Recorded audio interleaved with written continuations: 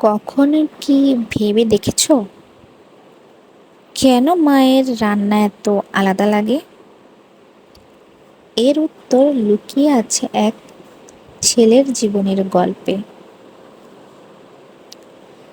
একজন ছেলে বড় শহরে চাকরি পেয়ে অনেক বছর পর গ্রামে মায়ের কাছে ফিরল। টাকা পয়সা, বাড়ি গাড়ি, বড় অফিস সবই এখন তার আছে।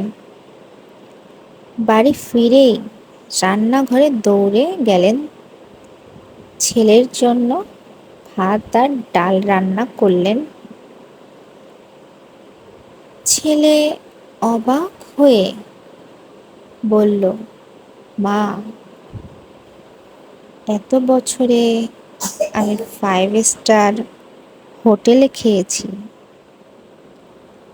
বড় বড় রেস্টুরেন্টে খেয়েছি, তুমি আবার এই সাদামাটা ডাল ভাত রান্না করছো? মা হেসে বললেন, বাবা, হোটেলের খাবার পেটে যায়, কিন্তু মায়ের হাতের খাবার হৃদয়ে যায়। তুমি আজ বুঝবে, পৃথিবীর সবচেয়ে দামি স্বাদ টাকা দিয়ে নয়, ভালোবাসা দিয়ে মিলে। ছেলে প্রথম চামচ মুখে দিল, তার চোখ ভিজে গেল।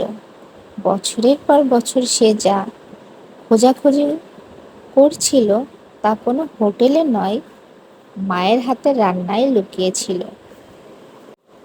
তো ভিউয়ার্স, এই থেকে আমরা শিক্ষা নিতে পারি, ভালোবাসা, যত্ন আর সময় এসবের কোনো বিকল্প নেই।